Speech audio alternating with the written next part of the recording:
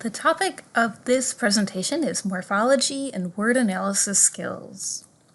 What do you already know about how language develops in young children?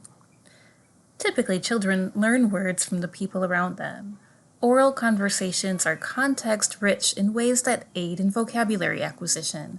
A small set of words, accompanied by gesture and intonation, is used with great frequency to talk about a narrow range of situations children are exposed to on a day-to-day basis. By school age, children are expected to read and understand oral as well as written forms of language. Written language contains thousands of words more than are typically used in oral conversation, yet writing lacks interactivity and nonverbal contextual supports that oral conversation affords. Vocabulary instruction serves to offset the challenges with extracting meaning from written language. Instruction is necessary because words are complex and meanings are not always clear. Moreover, using context clues to determine word meaning is not intuitive for every reader. Mark Twain says the difference between the almost right word and the right word is really a large matter. It's the difference between the lightning bug and the lightning. So why is vocabulary important? There is a clear connection between extensive vocabulary and strong reading comprehension. Young readers need to have a strong vocabulary established so that they can comprehend more difficult texts as they advance through school. A long-lamented reality is the gap between research and practice. Vocabulary instruction has been neither frequent nor systematic in most schools. What does research tell us about vocabulary instruction? One, to grasp and retain words and comprehend text, students need incremental, repeated exposure in a variety of contexts to the words that they are trying to learn. When students make multiple connections between a new word and their own experiences, they develop a nuanced and flexible understanding of the words they are learning. Students can learn not only what a word means, but also how to use that word in a variety of contexts. One focus of vocabulary instruction is to build morphological awareness, which is an understanding of how words can be broken down into smaller units of meaning, that is, morphemes, such as roots, prefixes, and suffixes. Morphological awareness involves consciously recognizing, comprehending, and manipulating morphemes, smallest unit of meaning, in order to figure out the meaning of a new word and/or generate words that fit a given meaning.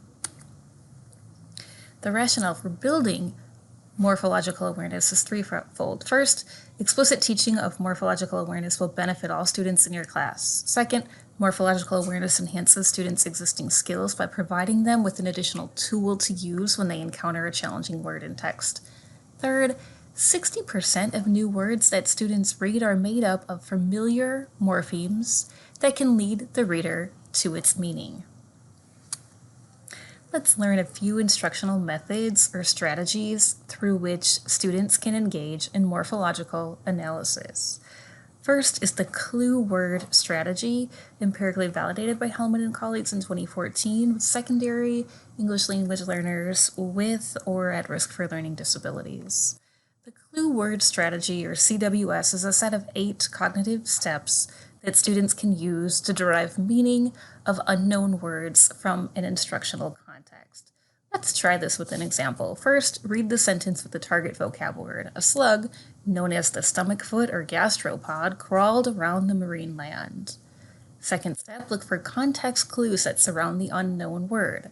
Stomach foot is in quotes, and the sentence uses the appositive, setting off or gastropod in between commas. That gives us a clue to refer to the slug mentioned in the sentence who's crawling around on land. The third step is to reread the sentence. A slug, known as the stomach foot or gastropod, crawled around the marine land. We can make a guess about what this word gastropod means. For step 4, we'll record the word gastropod. I'm centering it on the CWS graphic organizer, and I'm breaking gastropod into its morphemes. Gastropod has two morphemes. The first is gastro, second pod. Gastro means stomach, pod means foot. So step 5 was to break the vocabulary word into its morphemes. Step 6 is to write the meaning of each morpheme, stomach, foot. Step 7, predict and write the meaning of the targeted word. So the predicted meaning is being such as a slug known as the stomach foot that crawls on land. The final step 8 is to check reference material to verify the meaning.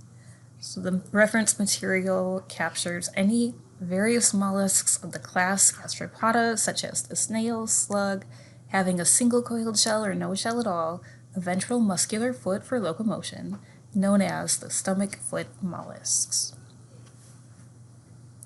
Another example of a morphological analysis strategy is dissect.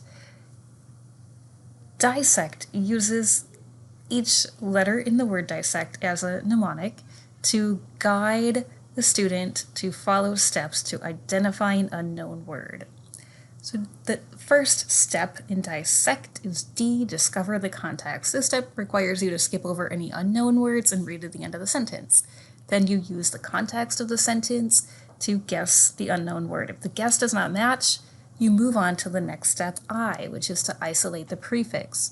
Look at the first letters of the word to see if there is a prefix, a phoneme that you're able to pronounce, if you can recognize that prefix and infer its meaning. You can draw a box around it to separate it from the other parts of the word. The next step is the letter S to separate the suffix in a similar manner used to find the prefix. The next step, S, is say the stem or root. Attempt to pronounce the stem of the word. If the stem is recognized, say the prefix, stem, and suffix together. If the stem cannot be named, then move on to the next step. Letter E, examine the stem. Divide the stem into small pronounceable word parts using specific rules noted below. So there are 3 rules. The first one is if the stem or part of the stem begins with a vowel, separate the first 2 letters and pronounce. If it begins with a consonant, separate the first 3 letters and pronounce. Continue to apply the rule until the end of the stem is reached. Rule number 2 is if the stem is not identifiable after using Rule 1, take off the first letter of the stem and use Rule 1 for the remainder of the stem. Rule 3, when 2 vowels are together, use what you know about pronunciation and try the different possibilities. If at the end the word still cannot be identified, check with someone or try the dictionary. So check with someone for letter C means checking with a teacher, parent, classmate to see if the word can be identified. The final step would be try the dictionary or try technology. Look up the word, use pronunciation information, and read the definition. So that is the dissect strategy. Morphological awareness activities can be incorporated into word learning routines. On the slide is a word matrix that shows affixes that can be added to the morpheme heal, H-E-A-L, to make new words like unhealthy. 2 halves of plastic eggs can be labeled with roots and affixes, and students can write their proposed definitions or check their peers' proposed definitions that are placed inside the egg. Foldables can be designed to record prefixes, suffixes, and roots. On the Canvas page for the content on word analysis is an article that offers additional morphological awareness activities and a variation on the dissect strategy that's accompanied by a visual mnemonic.